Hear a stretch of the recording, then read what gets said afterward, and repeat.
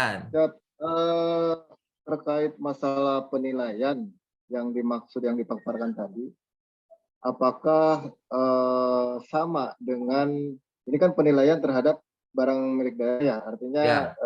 dalam hal ini barang-barang yang apakah ini sama apa namanya penilaian ini bisa dilakukan terhadap barang-barang yang dimusnahkan, Coach.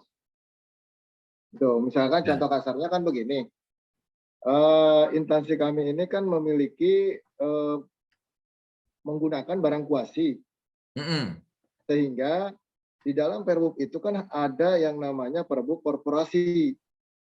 Artinya, jadi barang cetakan barang kuasi ini yang setelah dicetak itu harus dikorporasi berdasarkan tahun, kan gitu.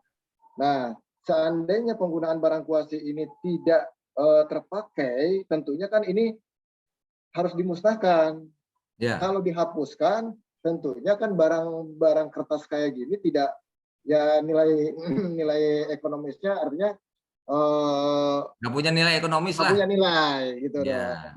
Jadi maksud saya di dalam pemusnahan ini, karena ini kan kaitannya dengan laporan nantinya. Ya. Nah, apakah perlu dibentuk tim untuk penilaian barang kuasi itu sebelum dimusnahkan? Betul. Nah, Ya. kedua, tim tersebut dibentuk atas dasar apa? Artinya lembaga-lembaga mana aja yang terkait yang bisa melakukan pemusnahan? Apakah bisa dilakukan secara internal atau melalui apa dengan lintas sektor gitu kan? Siap, siap. Itu. Oke. Makasih Pak Rafiq. Coba saya ya. Semua sebelum dimusnahkan harus dinilai dahulu ya. Khawatirnya masih ada nilai ekonominya. Kalau masih ada nilai ekonominya, berarti kan masih bisa digunakan untuk operasional minimal. Kita tinggal nyari nih, bisa digunakannya di SKPD mana. Itu kebijakan ada di tangan kepala daerah, ya. Pemindahan, pengalihan misalnya, udah pengalih dulu, jangan dimusnahkan, masih bisa digunakan. Karena apa? Kalau tidak dinilai dulu, nanti orang setiap SKPD sembarangan, wah ini nggak manfaat, itu ini nggak ada nilainya, ini nggak ada nilai, itu versi pribadi, benar nggak? Betul. Kenapa penilai itu ada sertifikasi? Karena dia bisa menilai secara keseluruhan sampai detil gitu, ada standarnya. Oh ini masih, jadi tidak bisa dilakukan oleh orang-orang yang menggunakan. Tetap penilaian dilakukan oleh tim yang dibuat oleh kepala daerah, dan saya yakin kepala daerah juga tidak sembarangan memilih orang sebagai tim penilai, karena kan takut nanti juga beliau terjerumus kan gitu kan, ya kan? Nah, mungkin kalau misalnya duduk di A, di B nggak apa-apa. Tapi ini kan yang namanya penilai kan berhubungan dengan keuangan. Kalau kepala daerah salah memilih timnya juga beliau akan kewalahan. Saya yakin, saya positive thinking, saya yakinnya kepala daerah insya Allah tidak akan sembarangan menjadikan tim penilai. Pasti beliau akan bertanya dulu, ada nggak sertifikatnya? Oke, sekali lagi, Bapak Ibu tidak bisa memusnahkan kalau sebelumnya belum ada penilaian, ya. Kalau sudah tidak ada nilai lagi, nilai manfaatnya lagi, ya itu silakan dimusnahkan. Nah, dimusnahkan itu, proses pemusnahannya itu ya juga harus ke kepala daerah, dikasih tahu kepala daerah. Hierarki lagi, masing-masing unit SKPD atau masing-masing SKPD mengusulkan. Ya kan? Makanya diusulkan dulu lewat KPB.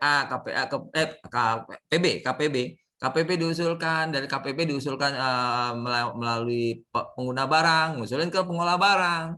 Pengolah barang biasanya kalau belum ke kepala daerah memanggil tim penilainya itu, diteliti kan semuanya nih. Ini mereka mau dihapuskan gimana? Masih bisa digunakan nggak? Masih bisa dialihkan nggak ke mana, ke SKPD lain. Nah, itu kebijakan nanti direspon lagi dari pengolah barang atau dengan timnya kepada Bapak Ibu. Kalau silakan dimusnahkan, ya dimusnahkannya harus jangan oleh internal, harus ada saksi, ada evidennya, ya, supaya nanti takutnya BPK nanya kapan dimusnahkannya. Segala sesuatu termasuk pemusnahan Bapak Ibu harus jelas 5W1H-nya, penjelasan juga harus smart gitu Pak. Dan karena itulah yang membuat kenapa laporan keuangan, catatan atas laporan keuangan itu tebal. Karena proses-proses itu semuanya tercatat detil di dalamnya. Itu Pak Rafiq. Siap. Ya. Makasih Pak Rafiq. Siap. Oke, makasih, Pak.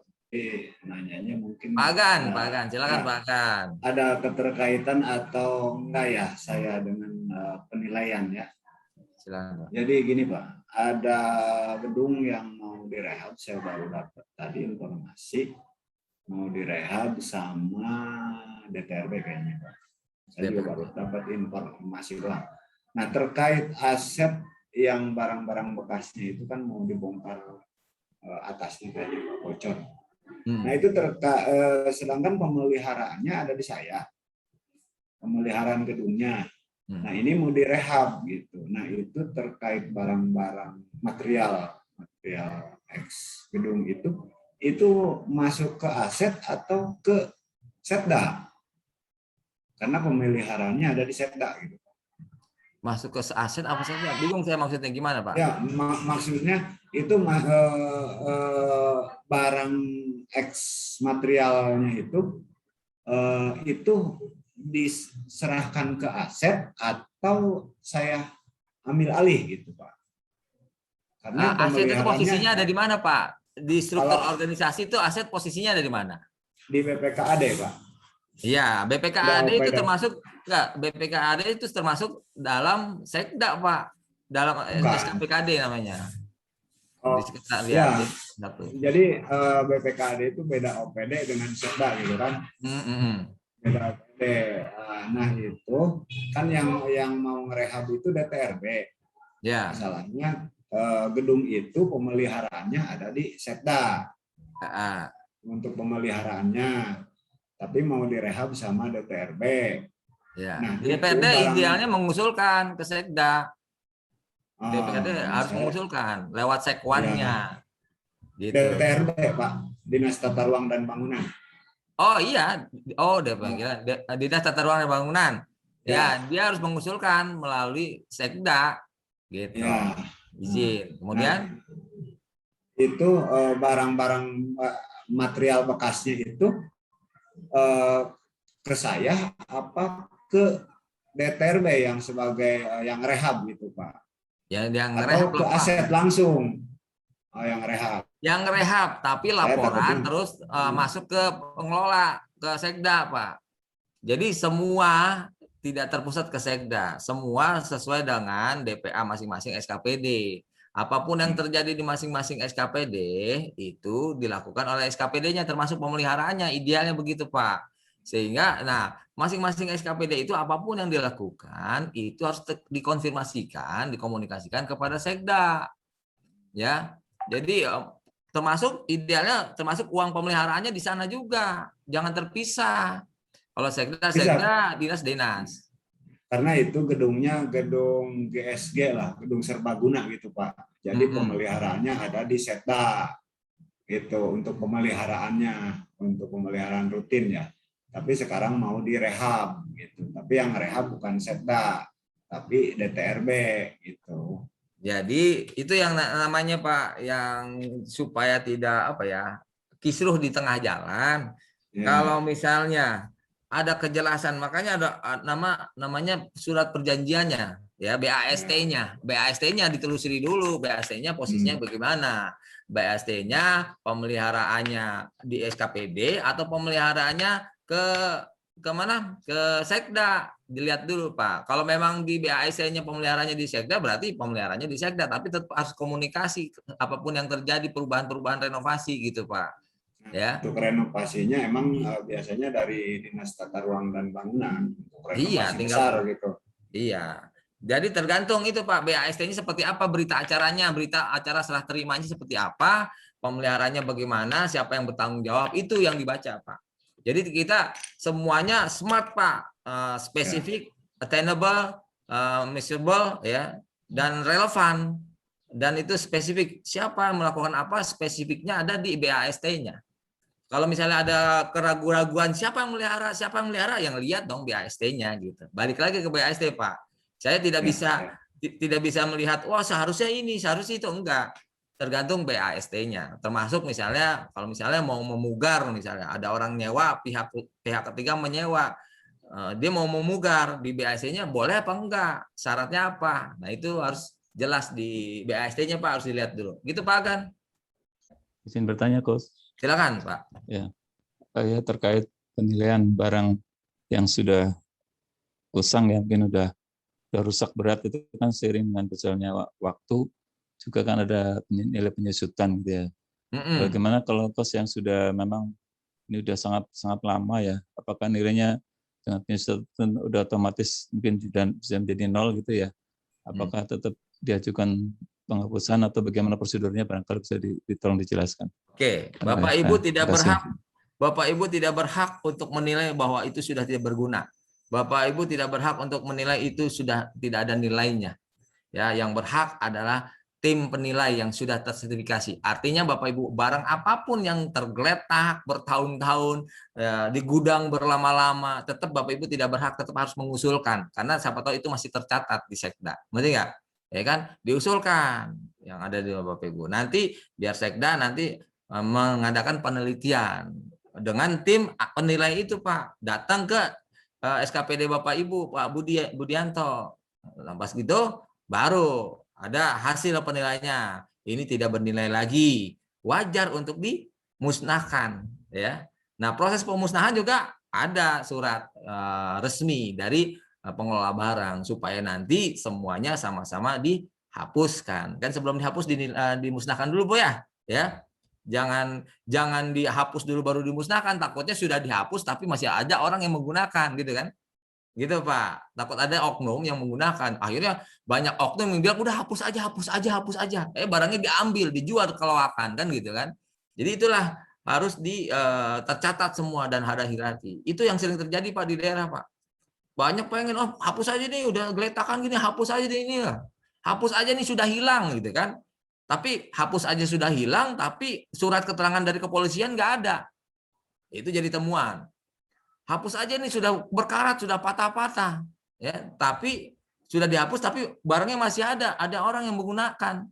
Berarti kan kalau ada masih bisa digunakan, berarti masih ada nilai ekonomisnya, gitu Pak. Itu Pak Budianto. Jadi tidak sembarangan kita tiba-tiba hapus aja. Tetap harus koordinasi dengan pengelola barang, karena pengelola barang adalah diberi kewenangan sebagian oleh kepala daerah dalam mengelola barang milik daerah. Itu Pak Budi. Ya, terima kasih.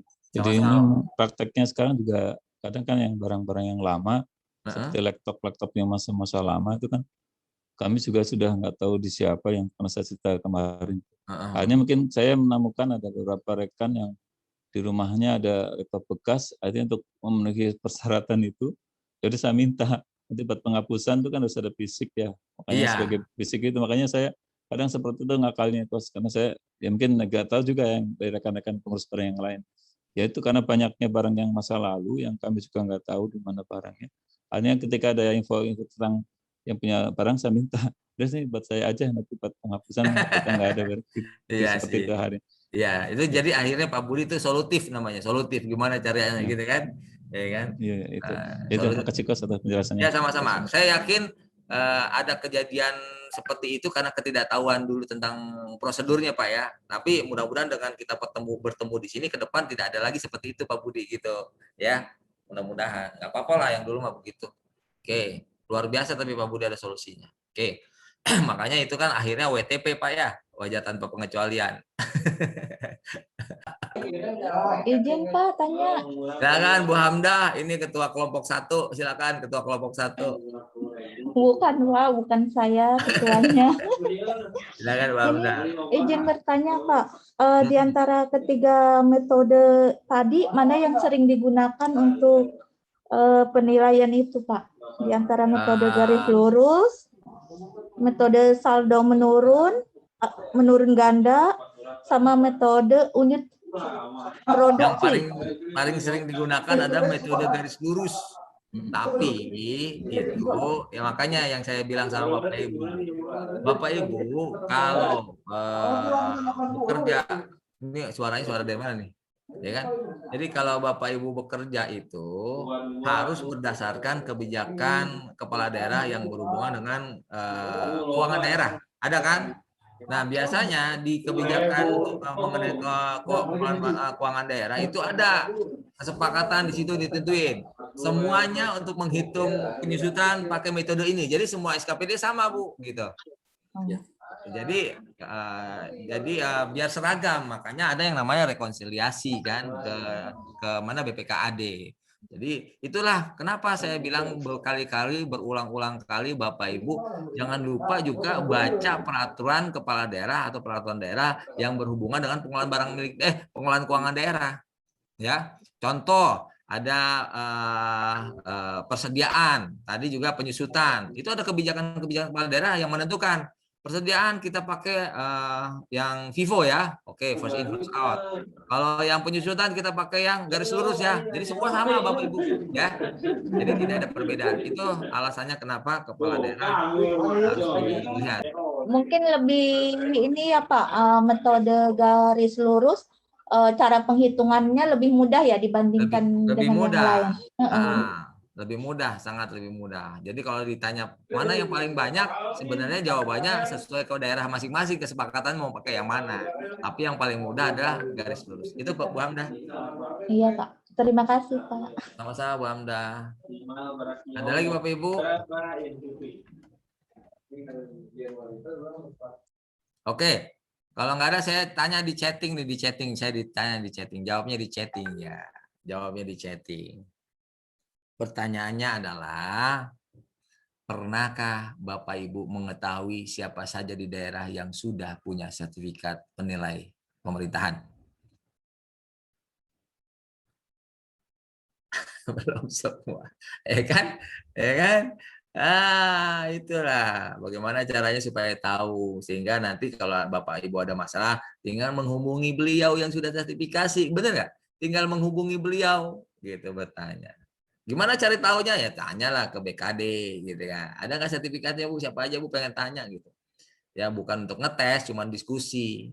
Kalau misalnya nggak ada sama sekali, bisa jadi Bapak Ibu tidak hanya beberapa daerah, ada banyak daerah ya, banyak daerah yang mungkin daerahnya belum ada satupun orang yang punya penilai pemerintahan karena ketidaktahuan atau tidak semangat untuk bekerja di sana.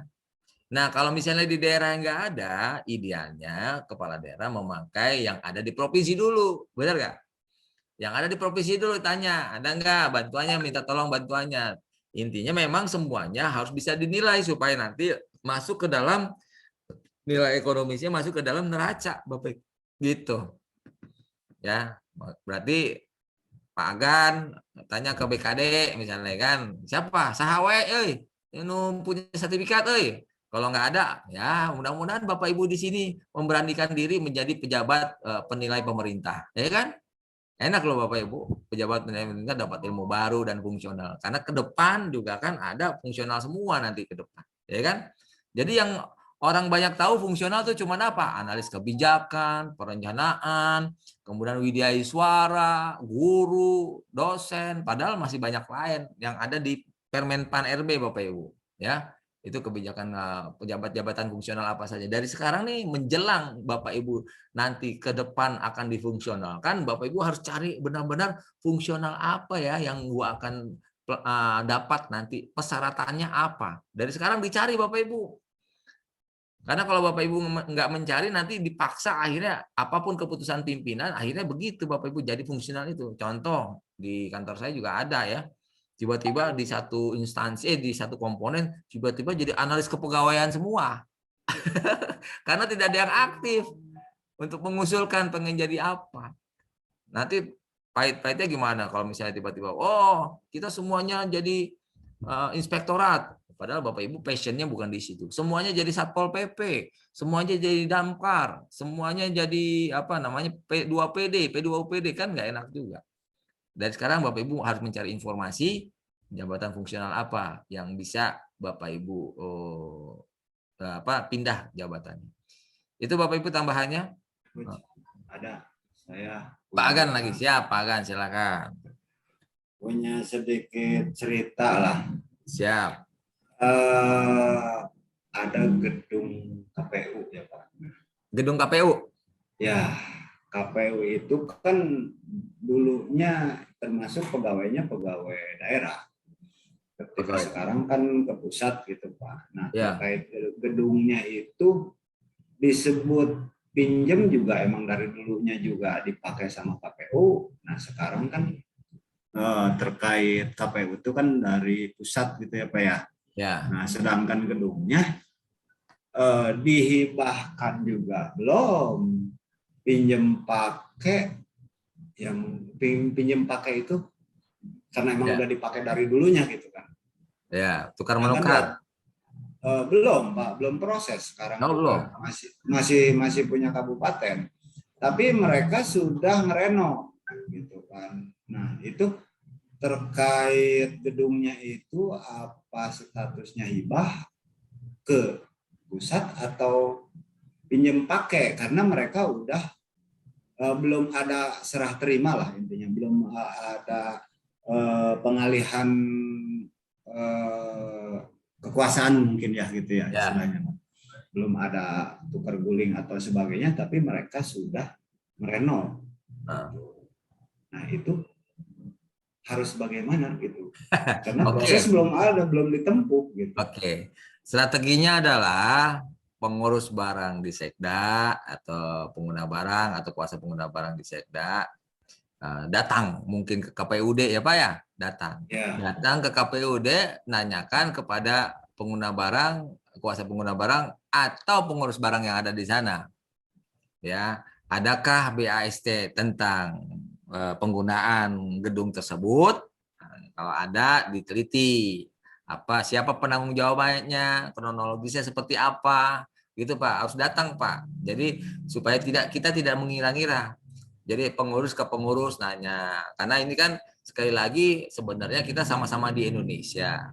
Sebenarnya masalah barang milik daerah bukan ini punya gue, ini punya ini, bukan. Cuman kita kejelasan, ditata supaya rapi itu. Karena sama-sama punya Indonesia kan, laporannya sama ke pusat semua kan Pak gitu. Tapi sepertinya mindsetnya itu antara pusat dan daerah, mindsetnya wah ini punya gua, ini punya enggak. Sebenarnya bukan punya gua, punya enggak. Yang penting ini harus tercatat dengan baik siapa 5W1H-nya bagaimana gitu Pak. Paham ya? Jadi sehingga tidak ada konflik. Nah, ini kan punya gua. Begitu juga kalau misalnya ada dari Babin Dandim, Kapolda, Kapolres nanya ke Bapak, silakan aja Pak, mau minta ini boleh, proses diusulkan. Nanti kita usulkan dari pengurus barang ke KPB, KPB ke PB ke pengelola barang, dianalisa. Ini diizinkan nggak dipakai sama KPU lagi kalau misalnya, atau ke Polres gitu. Jadi mindsetnya itu adalah mindset supaya tertata, tercatat gitu Pak. Ya, sehingga pasti satu sama lain saling menguatkan, memberikan informasi gitu. Setuju nggak Pak Gan? Ya. Sebenarnya itu. Jadi kayak kemarin yang puskesmas nggak jelas ini punya siapa. Sebenarnya bukan masalah supaya harus menang, supaya jadi barang milik daerah, enggak, supaya kita jelas bagaimana memperlakukannya, bagaimana mengelolanya, itu intinya Pak.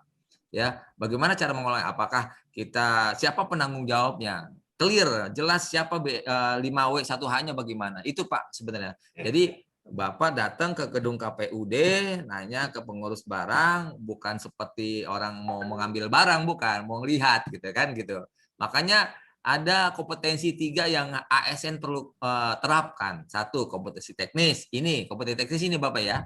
Pengelola barang ini teknis kan? Kompetensi manajerial, memanage bagaimana planning, organizing, executing, controlling-nya, to memanage waktu, memanage semuanya. Yang terpenting adalah kompetensi sosial kultural Pak. Datang baik-baik, komunikasi baik-baik, cara menyampaikan bagaimana ya, izin dulu, itu juga penting. Terkadang kita jangan sampai kaku. Kadang-kadang masalah sepele, masalah kecil dianggap enteng, semuanya jadi masalah lebih besar Pak Gan. Gitu Pak Gan, duduk bareng aja. Ya. Intinya mungkin begini ya Pak ya. Biar jelas itu statusnya gedung, apa mau diambil alih atau mau diserahkan gitu ya. Iya, mau dicatat oleh kita atau diserahkan atau bagaimana, supaya barang itu kan milik masyarakat se-Indonesia tuh. Mungkin masyarakat Tangerang sebagian kan gitu.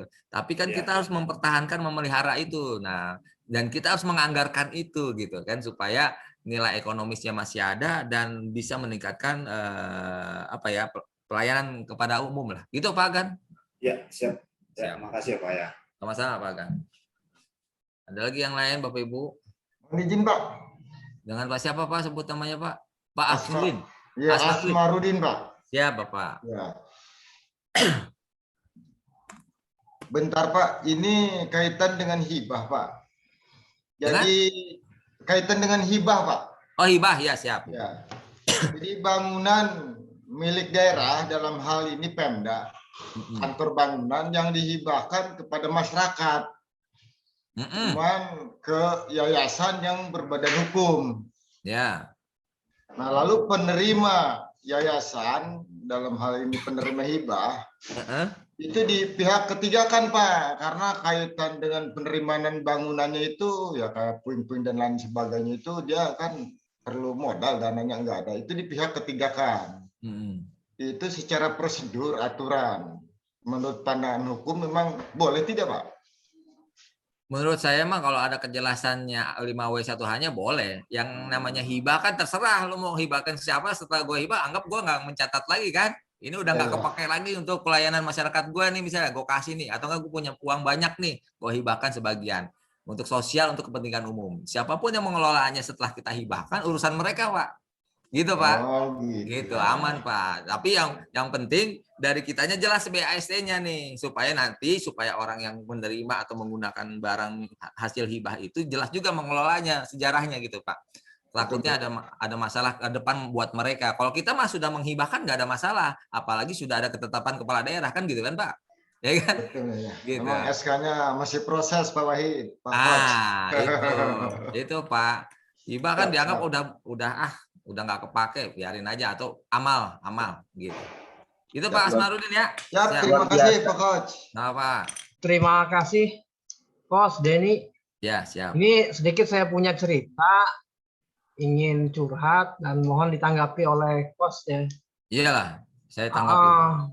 Jadi begini Coach, dari cerita yang disampaikan pengurus barang ke BPKAD, saya pernah dengar begini, ada cerita bahwa di Kecamatan Kosambi kita BPBD zamannya masih damkar kalau nggak salah, itu udah cukup lama sih peristiwa ini.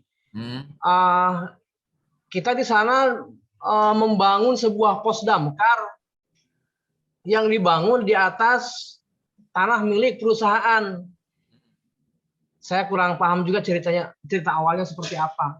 Tapi kejadiannya bahwa Pemda mendirikan bangunan pos damkar di atas tanah perusahaan.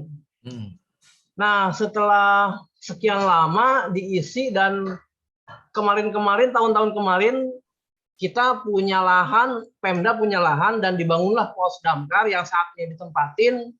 Nah, pos yang lama yang hasil pembangunan dari Pemda itu yang di atas lahan milik perusahaan itu dihancurkan oleh pihak perusahaan tanpa ada konfirmasi ke kita, sehingga kami tim pengurus barang dari BPBD gitu ya Pak ya, sempat kebingungan. ini digerus, dimusnahkan begitu aja tanpa ada konfirmasi, sehingga kami melakukan konfirmasi ke BPKAD dan saya kurang begitu paham kelanjutannya seperti apa gitu. Nah, tanggapan kok seperti apa nih kalau ada peristiwa ini? Kira-kira yang salah siapa? Kalau saya tanya Pak Nanang. Kalau dari cerita Pak Nanang yang salah yang ngancurin apa yang ngebangun coba? Kayaknya yang ngebangun. Nah, iya. Berarti kan yang ngebangun mungkin zaman dulu. Ini kan kita zaman dulu kan? Ya. Cerita zaman dulu kan. Yang zaman dulu mungkin orang-orang yang membangun itu dulu mungkin tidak paham tentang pengelolaan barang milik daerah. Nah, ke depan jangan terjadi lagi ya, mentang-mentang punya daerah ya, punya kekuatan ya. Jangan sembarang, tetap harus diteliti ini aset siapa, aset daerah apa bukan, gitu. Satu itu. Kedua, ya mau nggak mau ya itu paling nanti ada catatan atas laporan keuangan, bisa jadi nanti ada temuan, kemungkinan ada temuan salah pencatatan atau salah tindakan, atau mungkin juga tergantung BPK ya, bisa jadi ganti rugi ya, ganti rugi negara itu bisa jadi. Penandang ganti. Nah, Pak? Ada penandang yang ganti. Iya, jangan penandang aja gitu kan. Tapi kemungkinan, tapi kalau misalnya nanti tetap lagi Indonesia gitu Pak, tetap ada yang namanya komunikasi musyawarah ya. Entah dengan yang punyanya atau dengan apa dan lain sebagainya, ada solusinya, atau nanti penggantian kerugiannya secara bareng-bareng patungan Pak, gitu. Ya, tapi ya itulah. Jadi mudah-mudahan ke depan jangan. Makanya pertanyaan saya setelah mendengar cerita Pak Nandang, ya yang menghancurkan nggak perlu konfirmasi orang tanah dia kan gitu. Gitu. Iya, Ya iya, kan? iya. Nah, jadi ini kadang-kadang ada beberapa tempat yang mungkin kurang komunikasi secara maksimal. Itu saja Pak Nandang tanggapan saya Pak ya. Mudah-mudahan Siap, sih ada siap, Kos. solusi, tidak ada temuan. Oke. Siap, siap. Terima kasih, Kos. Nah, ada lagi yang lain? Wahid, maju di. Pak Bambang ya? Iya, Pak. Tinggal teriak aja Pak, teriak tangannya. Oh iya, Pak. Iya, Pak. Nah, Ya, Pak begini, Bambang Pak. silakan. Saya akan menerima hibah, Pak. Hibah berupa atau dropping ya, berupa alkes atau alat kontrasepsi, Pak. Tapi expire obat atau alat kontrasepsi tersebut tinggal 1 bulan atau ada yang 2 bulan, Pak. Nah, Itu saya buat usulan kepada provinsi untuk jangan di dropping ke dinas kami, Pak. Tapi usulan tersebut ditolak sama provinsi dengan alasan itu hibah sudah disetujui oleh kepala daerah. Ya, kepala daerah. Kalau di barang-barang tersebut dikirim ke gudang saya, Pak, maksud ke dinas, itu akan menimbulkan biaya lagi, Pak. Biaya untuk penghapusan atau pemusnahan. Ini dalam rangka menghadapi masalah ini, Pak, maksud saya ya, apakah bisa gitu kepala daerah atau kepala dinas membuat usulan surat untuk menolaknya, Pak? Karena kemarin udah dibuat sama kepala dinas, tapi tetap dikirim, Pak. Ya. Waduh. Alasannya nggak tahu ya, kenapa dikirim? Iya, itu dia. Alasannya tetap dikirim. Alasannya sudah megang surat hibah dari provinsi. Oh, terus tapi provinsi ngibahin ke naro di Kabupaten Tangerang gitu? Ya, Kabupaten Tangerang. Loh, dari provinsi ada informasi nggak ke Kabupaten Tangerang, kepala daerahnya? Ada nggak? Ada, Pak. Tapi kan kita kesepakatan, Pak, sama provinsi bahwa alkes atau alkon tersebut dikirim yang masa expirednya kurang lebih dari setahun. Tapi kalau tinggal 2 bulan nanti hanya menimbulkan biaya aja, Pak. Oke. Siap. Masalah hibah tergantung yang menghibahkan, tergantung yang menerima hibah, mau menerima apa menolak. Dan hak prerogatifnya ada di kepala daerah, ya. Bapak Ibu, selama kepala daerah menerima hibah itu, walaupun sehari sebelum expired, ya, tapi ada surat penerimaannya dicatat. Masalah nanti mengeluarkan biaya lagi, ya itu nggak apa-apa, tinggal dilaporkan, Bu, Pak, ini sudah expired. Karena kemarin itu tinggal dilaporkan, tinggal nanti dianggarkan. Nah, ke depan kalau bisa ada lagi Bapak Ibu di daerah membuat SOP. Ya, SOP lagi yang tadi saya bilang semuanya ada waktu-waktunya sehingga tidak ada pengiriman datang duluan sebelum ada surat keputusan ketetapan dari kepala daerah bahwa itu diterima. Jangan di drop aja, ditolak. Tinggal berani nggak menolak. Kalau saya mah menolak, nggak ada. Belum ada suratnya ke saya. Saya nggak akan terima. Nah, biasanya itu ada aktor di balik itu, Pak. Saya nggak tahu siapa. Nah, itu. Kenapa bisa sampai mau nggak mau datang gitu kan? Nah, itu yang di balik layar kita nggak tahu. Nah, kalau bisa sih bikin di daerah SOP alur penerimaan barang. Sebelum barang diterima harus SKPD setempat harus menerima dulu yang namanya surat keputusan, baik WA atau WA lah atau enggak dokumennya. Itu, Pak. Jadi jangan sampai, takutnya nanti disisipkan. Nah, pada saat prosedur penerimaannya juga harus dicek. Banyak apa sedikit barangnya. Harus ada tim penilai. Ini layak nggak diterima. Kemudian khawatirnya kalau diterima-terima pakai dengan kemasan yang luar biasa ketat dan rapi, pas dibuka isinya mohon maaf amit-amit, Pak, narkoba. Bener nggak? Nah, makanya Bapak Ibu kenapa harus bikin SOP? Itulah gunanya SOP. Dari sekarang ke depan minimal SOP penerimaan, SOP pengeluaran barang. ya internal, baik internal atau eksternal, dari eksternal ke internal. Itu Pak Bambang salah satu solusinya. Jadi kita nggak usah mikirin biaya pemusnahan atau penghapusan. Kalau misalnya sudah diterima sama kepala daerah, yang penting ada surat kepala daerahnya, ya persetujuan diterima, ya berarti konsekuensinya daerah tersebut harus menganggarkan, mengalokasikan. Bisa jadi Bapak Ibu ada kehilafan dari kepala daerah bahwa penghapusan atau pemusnahan atau penghapusan perlu biaya. Bisa jadi. Tapi kalau misalnya biayanya nggak seberapa, misalnya nggak terlalu berarti untuk daerah, ya nggak apa-apa. Apa salahnya diterima walaupun tinggal 2 bulan lagi. Tinggal Bapak Ibu mengefektifkan 2 bulan ini untuk didistribusikan ke masyarakat siapa saja datanya.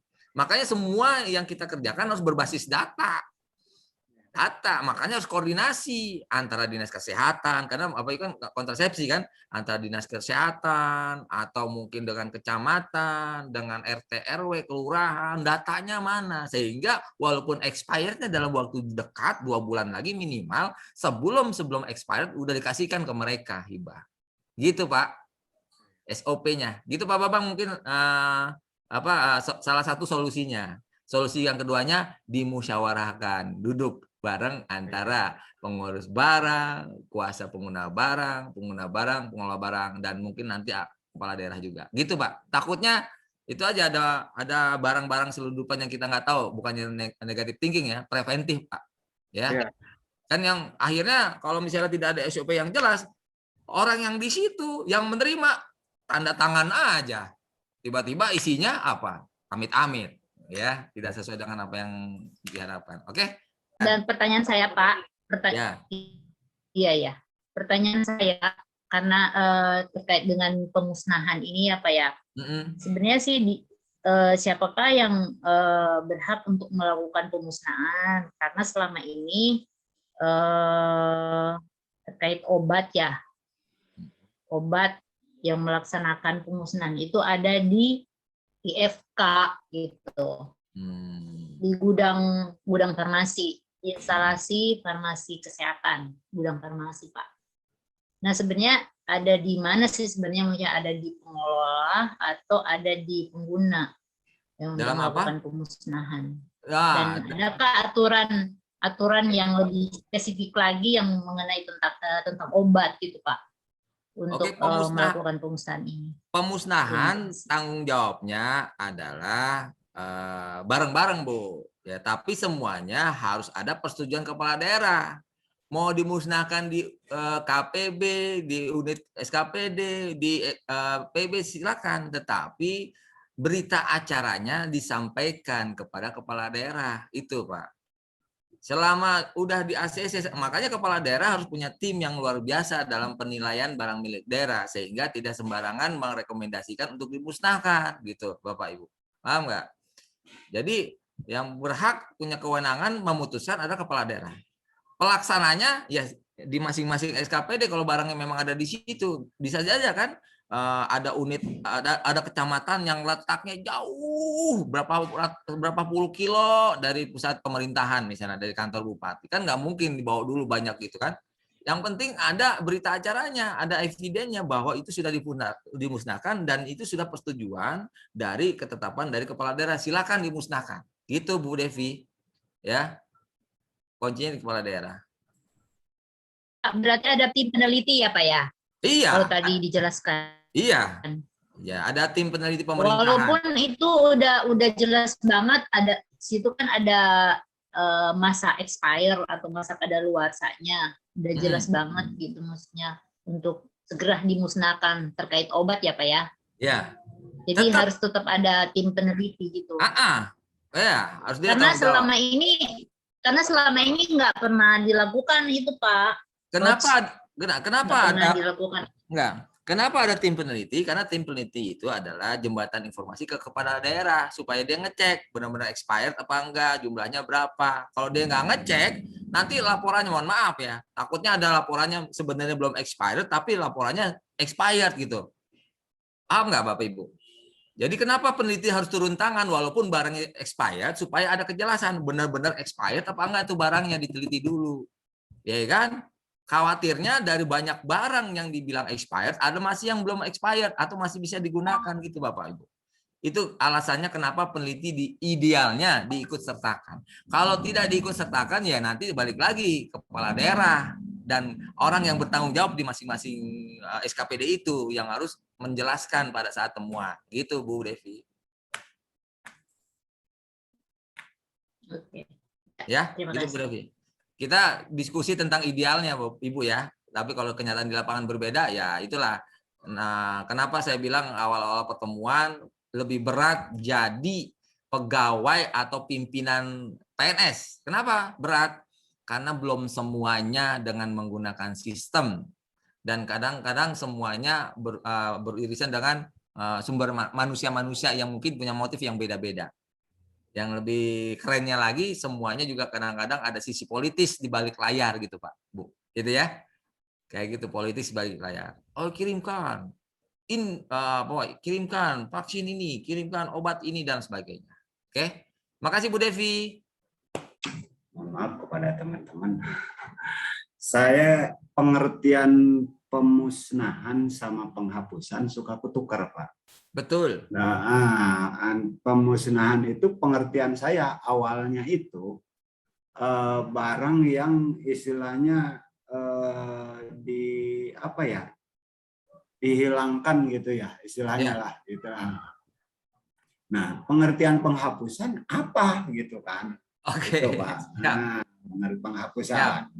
Nah, terus kalau terkait Mbak Devi tadi pemusnahan itu sama penjelasan Bapak di OPD ya Pak ya.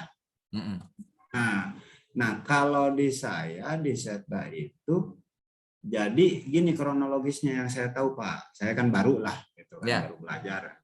Jadi dari saya barang-barang yang sudah tidak terpakai, yang istilahnya udah nggak dipakai lah, udah ada di gudang yang udah bertahun-tahun, saya serahkan ke aset, ke BPKAD Pak.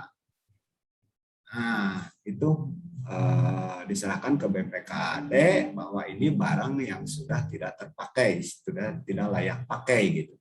Nah itu saya selanjutnya itu setelah diserahkan ke BPKAD, udah saya dari situ aja gitu kan. Tapi atas persetujuan pengurus barang gitu Pak. Siap, oke. Saya paham Pak Agan. Boleh saya respon ya Pak Agan ya?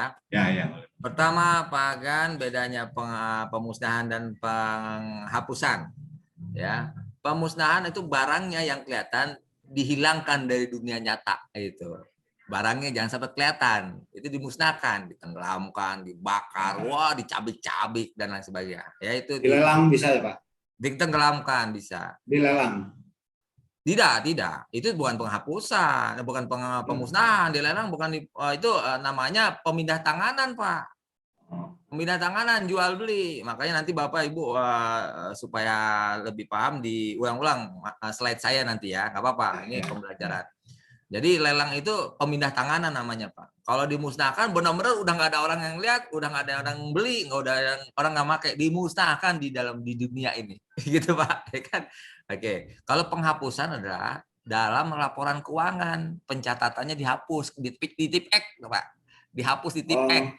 Di administrasi ya Pak ya? Iya, itu Pak. Itu bedanya. Terus itu yang pertama ya. Yang kedua adalah Pak Agan itu dengan benar Pak Agan menyerahkan barang yang sudah tidak dipakai kepada BPKAD. Tapi dari proses dari tangan Pak Agan ke BPKAD harus ada surat bahwa sudah diserahkan, jangan taruh begitu aja. Takutnya nanti tidak tercatat atau tidak dihilang tidak dicatatnya masih di tempat Bapak.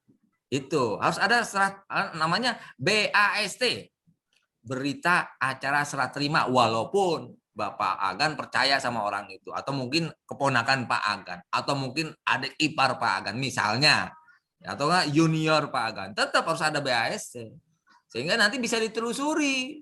Khawatirnya kalau tidak ada BAST, ada temuan terus tercatat karena belum dihapus tercatat di tempat Pak Agan. Pak Agan yang harus bertanggung jawab. Sedangkan Pak Agan ke BPKAD tidak ada hitam di atas putihnya. Jadi semuanya harus ada eviden dan tercatat BAST-nya. Itu kuncinya Bapak Ibu ya. Izin Coach. Siap, dengan Pak Asmarudin. Silakan Pak Asmarudin. Ya. Ini solusi aja Pak, minta masukannya ya. Ini kebetulan terjadi di SKPD kami. SKPD-nya mana Pak? Kecamatan Mekarbaru. Siap. Kami ya berjalan taruhlah 2 tahun sebagai pengurus barang di SKPD Pak, di Mekarbaru. Nah dari awal sejarah berdirinya Mekarbaru, kebetulan ya secara administrasi itu tidak pernah yang namanya tidak rapi lah. Melaporkan penghapusan lah. Oh iya. Barang. Nah dari awal kita dari awal SKPD ini berdiri itu Pak, itu tiap tahun kan dianggarkan yang namanya belanja peralatan kebutuhan kantor. Nah kita di sini agak kesulitan Pak di saat untuk mengajukan penghapusan data, karena kalau kita hapus data itu fisiknya entah kemana larinya. Dan kita telusuri dari masing-masing pengurus barang awal itu tidak ada bukti otentik apa itu hilang, apa itu rusak gitu Pak. Nah, sekarang pimpinan kami juga mengupayakan ke kami sebagai pengurus barang untuk mengusulkan. Kita lihat dari KIP Pak. Ya. Kita lihat KIP ternyata ya memang banyak kayak meja, kursi, peralatan mesin dan lain sebagainya. Itu sebagian hampir tidak ada dan tetap pimpinan kami berusaha untuk mengusulkan tapi tanpa didukung oleh berita kehilangan Pak. Ya memang dari BPKAD Kabupaten juga sempat agak kesulitan itu kalau memang tidak didukung oleh hal-hal seperti itu. Jadi dasar hukumnya kalau hilang-hilang, kalau rusak barangnya ada seperti apa. Tapi tetap Pak kita usulkan dan sampai saat ini belum ada survei dari tim BPKAD dari kabupaten. Nah solusi gambaran baiknya seperti apa Pak? Terima kasih. Oke, terima kasih nih. Wah pertanyaan yang tidak unpredictable buat saya kan. Ini beratnya jadi narasumber gitu Pak. Ya? Hampir rata-rata nih SKPD seperti ini Pak. Iya, oke. Solusi saja. Saya nyari solusi aja Pak. Ya, solusinya mudah-mudahan tidak terulang lagi. Mudah-mudahan tidak ada lagi ASN yang tidak paham tentang pengelolaan barang milik daerah. Mudah-mudahan itu satu. Ya, minimal di SKPD Bapak Ibu. Jadi Bapak Ibu transfer knowledge secara keseluruhan. Nanti yang saya share linknya, kasih share ke orang lain. Biar belajar juga. Satu itu. Kedua, Bapak Ibu melakukan segala sesuatu harus jelas sistem smartnya. Nih, saya share lagi ya, biar Bapak ingat ya. Ya, biar langsung seperti praktek gitu ya. Nih. Nah, ini. Bapak Ibu ininya apapun yang Bapak Ibu lakukan, komunikasi dengan siapapun termasuk dengan pimpinan lebih tinggi atau pimpinan yang paling tinggi, Bapak Ibu harus jelas, harus dapat diukur dan dapat dicapai data sesuai ya. Itu harus jelas, tepat waktu. Jelasnya misalnya Bapak Ibu harus ke depan, harus jelas ke BPKAD siapa yang nerima, ngobrol sama siapa, ada evidennya Bapak Ibu sudah ketemu dia tanggal berapa, jam berapa, dan namanya siapa, jabatannya apa. Itu sering terjadi dari pusat sampai daerah, nggak jelas. Cuman bilang, saya udah pernah Pak, sering ke BPKAD, sering ke pusat Pak, tapi nggak ada respon. Tapi saya tanya, siapa orangnya? Jam berapa? Hari apa? Aduh, kira-kira 2 bulan yang lalu. Itu nggak mempan Pak. Itu ke depan masalah makin besar kalau begitu terus budaya kita. Bohong. Nah iya kan? Jadi walaupun Bapak curhat tapi nggak ada eviden, nggak ada tanda terima, Bapak tidak ada daftar tamunya hari sekian, nggak bisa Pak. Berat ya ke depan.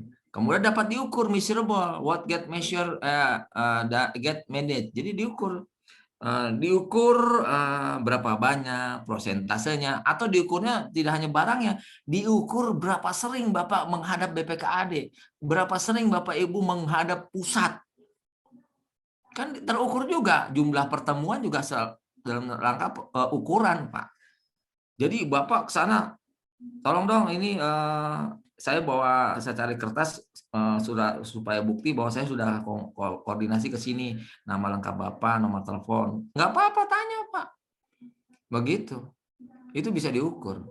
Saya juga komunikasi sama Bapak bisa diukur. Berapa kali saya WA sama Bapak. Berapa kali saya WA sama Bapak Ibu. Berapa kali saya memberikan tugas sama Bapak. Terukur. Karena ada evidennya lewat WA saya pribadi.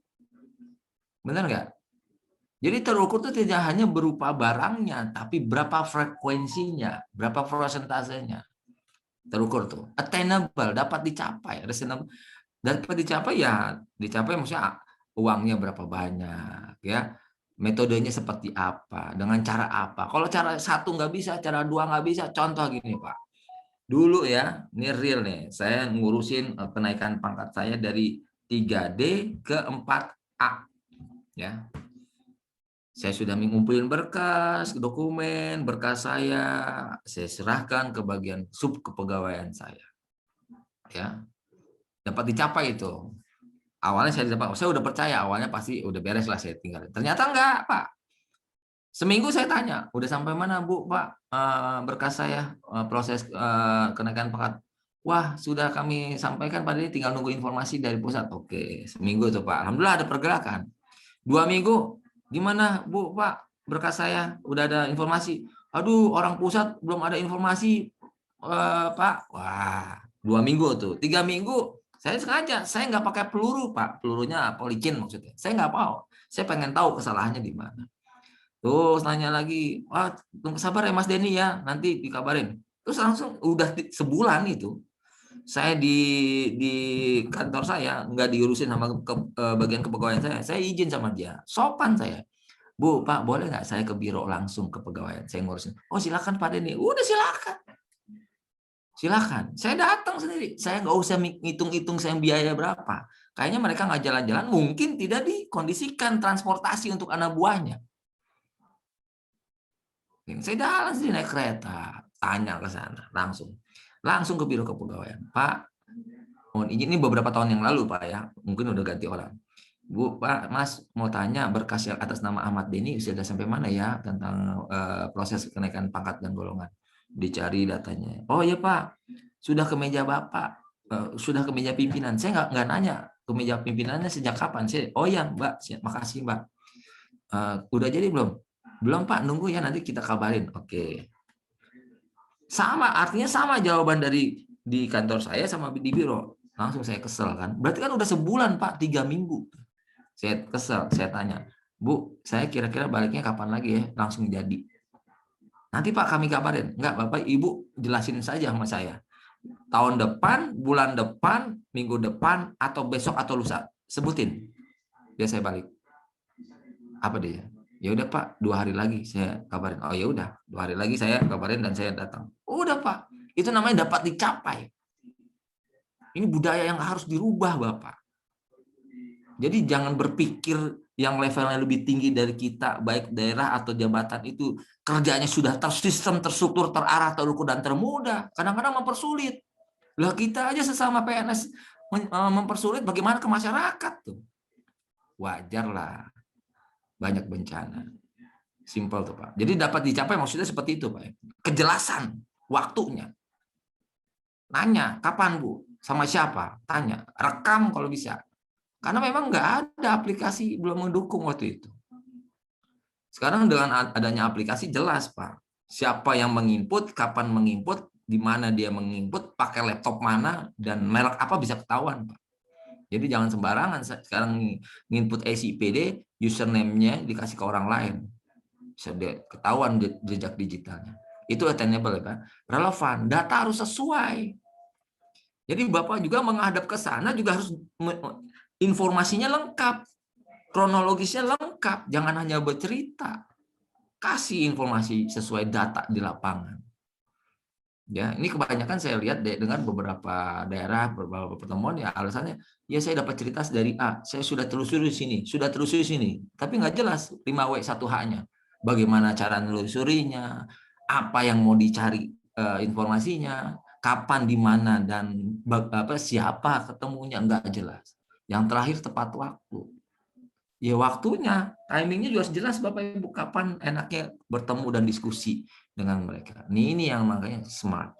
Itu solusinya Bapak. Jadi Bapak Ibu melakukan segala sesuatu, ini semua ini diterapkan Bapak Ibu, ya.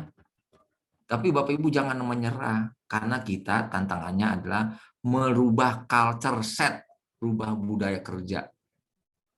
Itu Pak solusinya ke depan. Mudah-mudahan pelan-pelan, perlahan, walaupun merangkak, mudah-mudahan bisa sambil berlari gitu ya, kayak dulu bilang ya, berlari dan mencapai tujuan memperbaiki. Sekali lagi, pengelolaan barang milik daerah bukan mindsetnya mencari untung.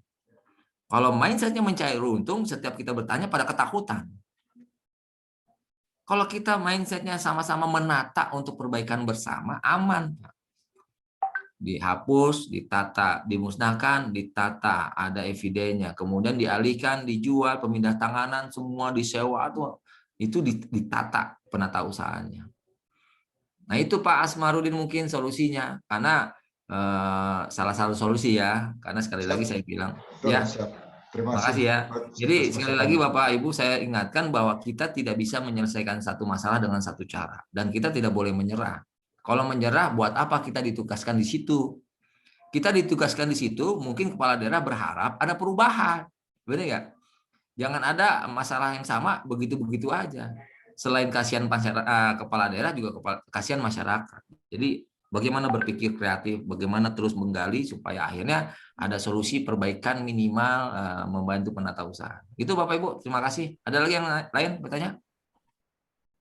Pak Rafiq, silakan Pak Rafiq. Izin terkait masalah penghapusan ya. Kebetulan saya ada masalah sedikit lah, artinya dalam hal menyelesaikan masalah. Mohon arahannya, mohon solusinya gitu ya. Ya. Jadi gini, kebetulan kan dulu Kabupaten Tangerang ini dengan Kabupaten Tangsel ini menjadi satu. Induknya siapa induknya? Induknya Kabupaten Tangerang. Oke. Nah, dalam hal ini induknya Kabupaten Tangerang, kita dulu memiliki gedung UPT yang berlokasi di Tangsel. Saat itu 2010 terjadilah pemekaran. Kan gitu. Nah, era pejabat yang lama mungkin karena tidak tahu atau memang seperti apa, saya juga nggak kurang jelas gitu ya. Artinya begitu dikala saya masuk di dalam kepengurusan ini, saya menelusuri bahwa bangunan itu berikut isi-isinya itu kan sudah dihibahkan ke Tangsel.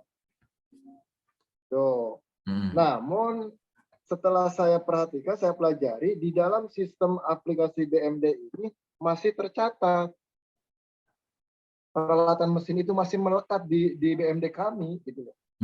Supaya kami untuk menelusuri itu, tentunya saya minta berita acara hibah. Minta berita acara terimanya ke BPKD saat itu dikasih. Namun begitu saya lihat di berita acara hibah itu ternyata penyerahan hibah kepada Tangsel itu sifatnya gelondongan, tidak terperinci, sehingga di dalam aset kami ini sebenarnya satu barang ini sudah harusnya keluar dari 2010. Nah, saat itu berkoordinasi dengan BPKD, beliau minta ada nggak bukti pendukung? Oke, saya sudah temukan bukti pendukung penyerahan dari Provinsi Banten kepada kami dengan jumlah barang A, B, C, D nilai sekian. Nah, tetapi kenapa barang ini masih melekat ini? Mohon dikeluarkan atas dasar berita acara hibah itu. Nah, sampai saat ini solusi ini belum terpecahkan. Artinya saya harus melangkah kemana? Artinya sudah ke BPKD sudah. Apa saya harus melangkah ke barang, ke kepala daerah? Kan tidak mungkin kok. Artinya dalam hal ini bingung saya juga. Artinya harus berkoordinasi ke siapa lagi. Sementara yang saya anggap sebagai pusat pengelolaan barang aset daerah ini kan BPKD, kaki tangan dari pemerintah daerah kan gitu ya. Cuman kan kalau saya melangkah terlalu jauh tentunya birokrasi ya. Saya kurang begitu ini. kan kalau masalah coach tadi artinya yang cerita masalah kenaikan pangkat itu sudah bisa lah, artinya endingnya sudah ketahuan lah di mana gitu kan. Saya sudah melakukan hal itu semua gitu kan. Cuma dalam penanganan masalah hal barang ini saya belum harus kemana. Bahkan saya sempat diskusi dengan BPK, BPK pun tidak memberikan solusi yang tepat. Alhamdulillah BPK nggak bisa solusi yang tepat ya. Kirain orangnya hebat BPK. Menyerah gitu loh, harus bagaimana?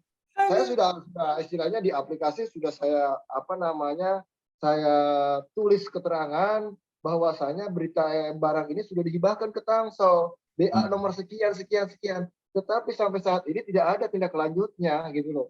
Sampai saat ini sama BPK masih dianggap temuan nggak? Sampai saat ini saya sih berharap ada temuan. Gitu ya. Kalau nggak ada temuan nggak usah dipikirin.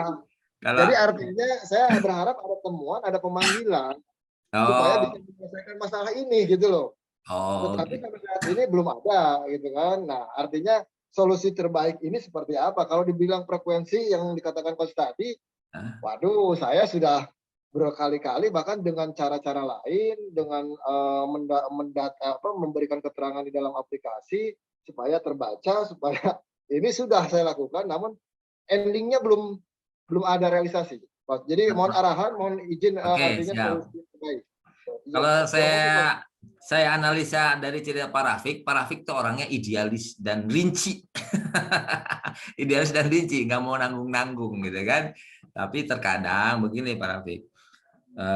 Yang penting kalau begitu sampai BPK pun susah ya, tidak ada solusi, artinya solusi yang paling gampang adalah amankan apa yang Pak Rafiq lakukan, eviden yang Pak Rafiq yang berhubungan dengan apa yang Pak Rafiq lakukan diamankan supaya nanti tidak jadi bumerang buat Taufik gitu kan.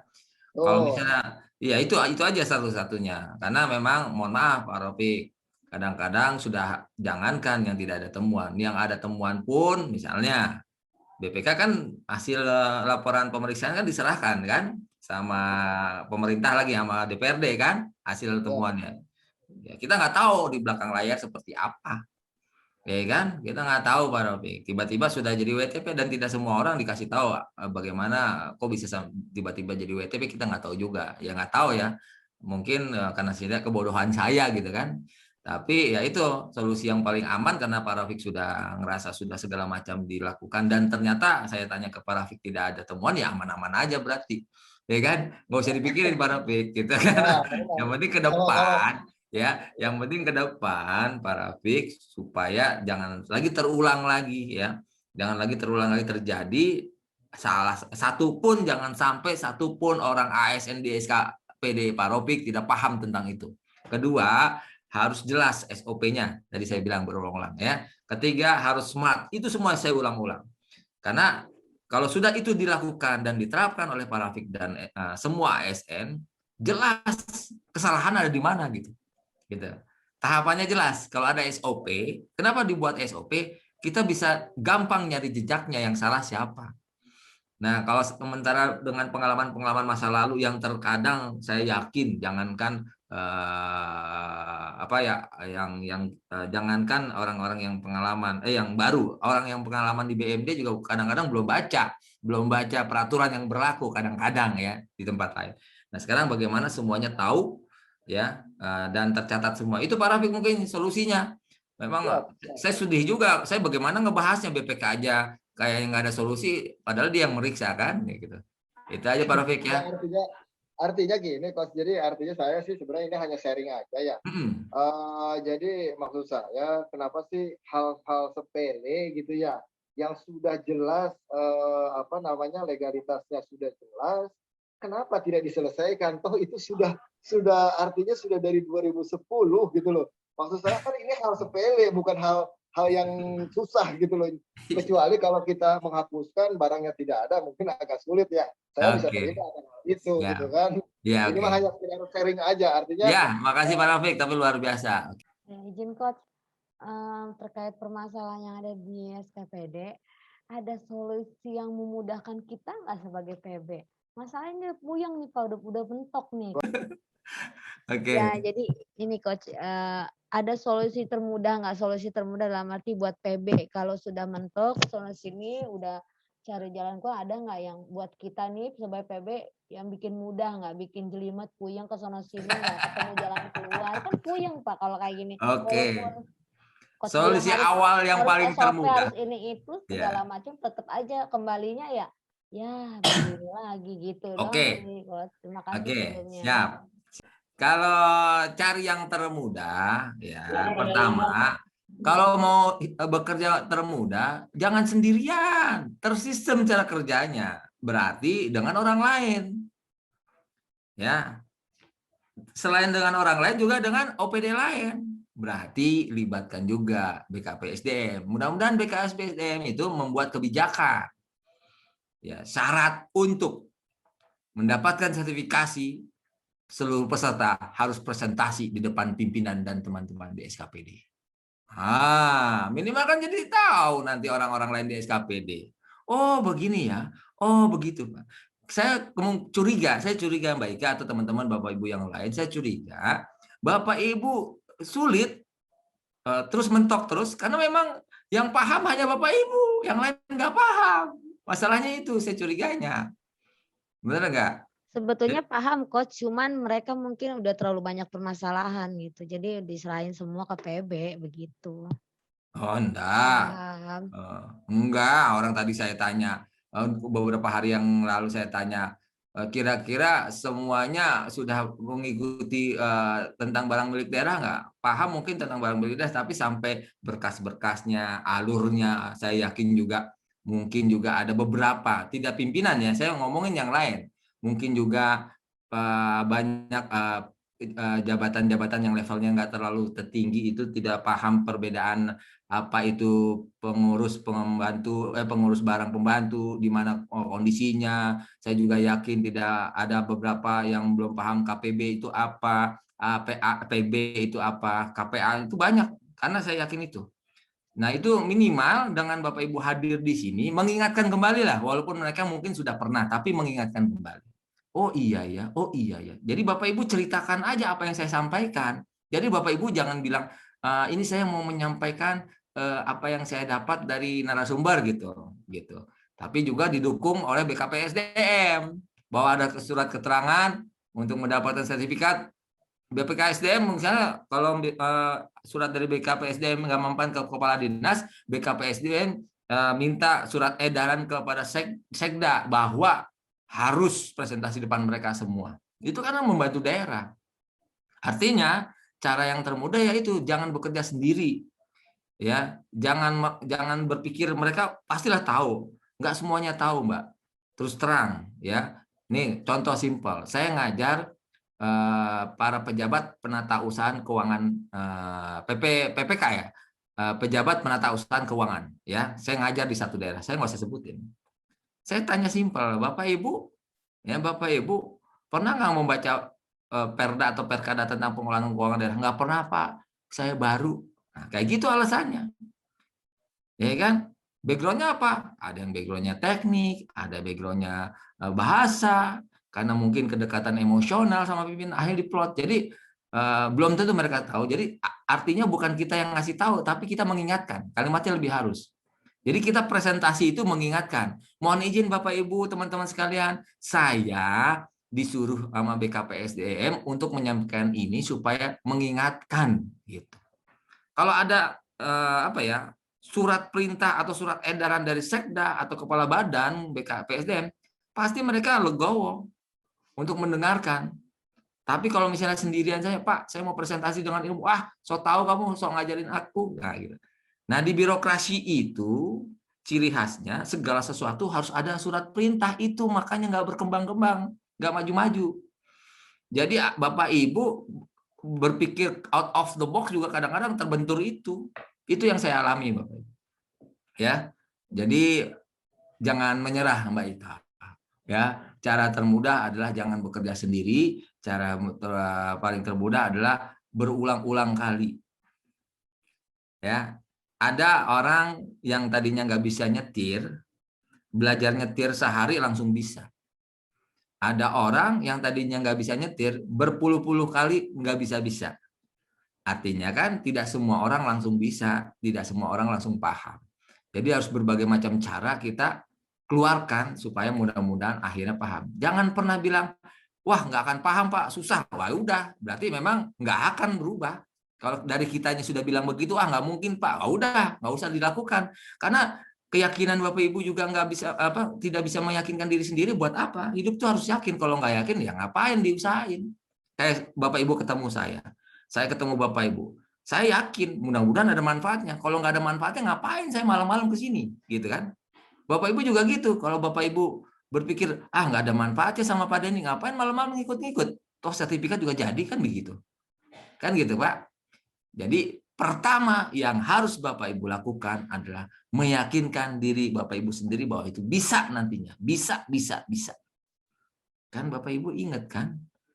Dulu waktu SD, SMP, SMA, bahkan kuliah, ucapan itu doa. Coba, udah Bapak Ibu paham ucapan itu doa, tapi Bapak Ibu sering menyampaikan, nggak mungkin Pak, nggak enak Pak. Ya udah, ya ucapan yang terjadi.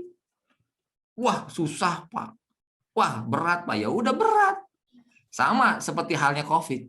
Wah saya kena COVID. Jangan kena COVID ya Pak Jojo. Kayak di Facebook saya bilang ya. Iya. Jangan bilang kena COVID. Ya, cakep itu. Iya, Bapak itu cuma cukup bicara, saya bukan sakit, tapi saya harus istirahat. Kalimatnya beda. Karena pas harus istirahat, memang harus istirahat. Jangan ngomongin, aduh saya kena COVID, ya jadi COVID. Itu jadi harus kita kolaborasikan. Saya harus memotivasi juga, bahwa memang berat, tapi kita bisa. Berat, tapi bisa. Itu Mbak Ika ya? Semangat ya? Semangat ya, Bapak Ibu ya? Semangat. Kalau Bapak Ibu nggak semangat, kasihan masyarakat. Pasti semangat Pak. Nangis Semangat Pak. terus. Ya. Itu saya mau menanggapi Pak Rafiq tadi ya, mungkin kalau Pak Rafiq mungkin karena gelondongan itu yang saya lihat, mungkin orang antara di BA itu kan di kayak macam meja itu dulu nggak ada tahun pembuatan, nggak ada merek gitu kan Pak. Jadi mungkin diserahinnya gelondongan aja gitu.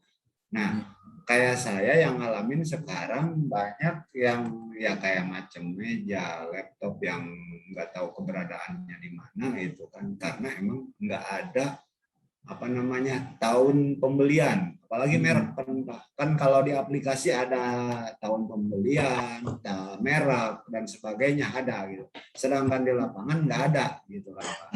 Nah, untuk penghapusan dan pemindah tanganan gitu Pak, itu saya solusinya gimana? Sedangkan ya di lapangan nggak ada tahun, nggak ada merek, kayak meja nggak ada mereknya Pak, tahunnya juga nggak ada gitu. Sedangkan di administrasi di aplikasi itu ada gitu kan, untuk penghapusan misalnya tahun sekian gitu Pak. Oke. Jangan dipaksakan dihapus Pak, jangan dipaksakan dihapus. Selama itu masih bisa digunakan untuk mengefektivitaskan tusi Bapak untuk pelayanan, ganti saja, ganti aja kodenya diganti. Tapi semuanya harus ada keterangan ya Pak ya, ada penjelasan sebelum diganti, jangan sembarangan ganti. Ada kronologisnya, sejarahnya, alasan-alasannya yang 5W1H itu ya, solusinya gitu.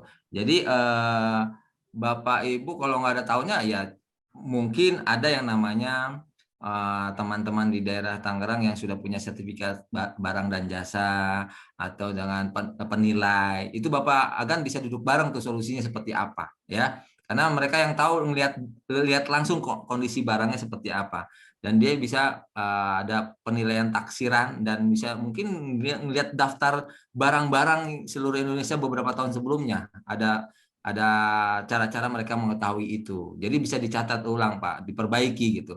Nanti tinggal ada misalnya kalau ada temuan, bilang aja di catatan asal laporan keuangannya alasannya. Jadi temuannya. Yang saya khawatir kan nih, saya yakin Bapak Ibu kalau dengar kalimat temuan, Bapak Ibu panik harus kembaliin duit. Itu yang salah mindset Bapak Ibu. Ya, temuan itu bener tuh kata siapa tuh, kata Pak Mbak Ika tuh. Nah, jadi mindset itu salah. temuan itu bukan berhubungan Bapak Ibu harus ngembaliin duit. Tapi bagaimana meningkatkan komunikasi untuk memperbagi administrasi gitu. Gitu, Pak. Ya. Kalau TPI-TGR itu pasti ada yang temuan itu ganti rugi kalau misalnya. Ganti rugi itu harus ditelusuri kan oleh semua lini. Siapa penanggung jawab terakhir? Ya. Ya, dan paling mentok-mentoknya pengguna barang yang harus tanggung jawab sebenarnya. Tapi kalau kesalahannya tidak ada, bukan di pengguna barang atau di kuasa pengguna barang, ya bendaharanya atau mungkin ada oknum pengurus barangnya, ya. Jadi itulah kenapa perlu penyelidikan, itulah perlu kenapa penelitian, biar jelas nanti siapa yang bertanggung jawab atas semua kesalahan pencatatan atau kehilangan dan sebagainya. Itu Pak Agan. Jadi duduk bareng, solusinya duduk bareng, musyawarah mufakat. Gimana jalan keluarnya? Jangan khawatir, yang namanya temuan bukan berarti Bapak Ibu harus mengembalikan uang. Ya, selama Bapak Ibu tidak ada bukti, ada uang masuk ke rekening Bapak Ibu atau menerima uang atau ada informasi yang jelek tentang Bapak Ibu, aman.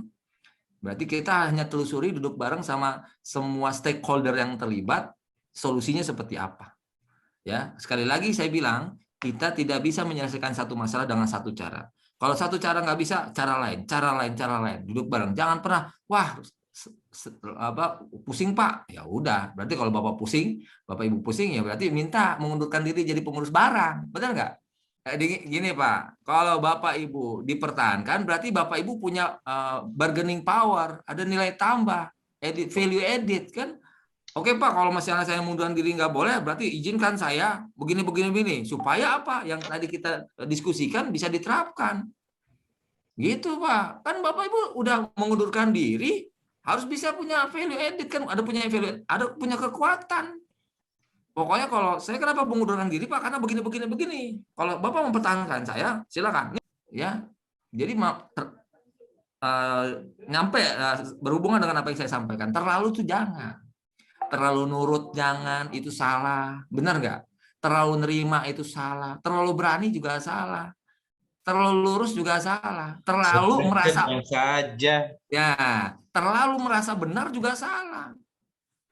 Ya, terlalu cepat untuk berubah juga salah. Terlalu pesimis juga salah. Jadi terus berpikir, alhamdulillah dipertahankan, nggak apa-apa, nggak ngejabat juga nggak apa-apa. Zaman sekarang ngejabat lebih berat Pak, Bu, benar nggak? Iya kan, tunjangan berat, tapi pikiran wah, coba. Lebih banyak, mohon maaf nih, analisa, lebih banyak staf yang meninggal atau pimpinan yang meninggal? Pimpinan.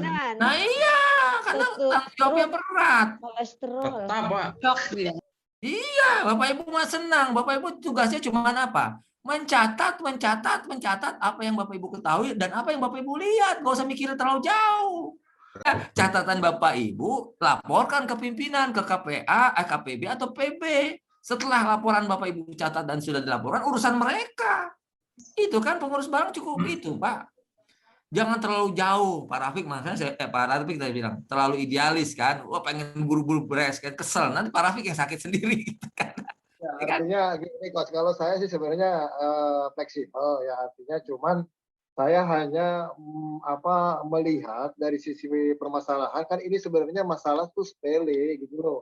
Betul. Artinya tidak berat untuk diselesaikan kalau kita punya niatan ingin menyelesaikan, kan gitu. Oke, siap. Balik lagi. Siap. Realisasi, artinya saya ya udah, artinya ngikut arus. Oke, yang jelas, siap. apa yang harus saya amankan, apa yang harus saya lakukan, ya untuk safety saya, ya saya yang saya lakukan. Itu aja sih intinya, Mas. Kalimatnya untuk safety kita tanpa harus mencelakakan orang lain. Garis bawah itu. Betul. Ya.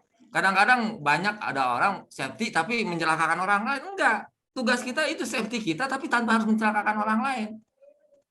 Yang penting kita sudah melaksanakan tusi kita, selanjutnya serah masing-masing.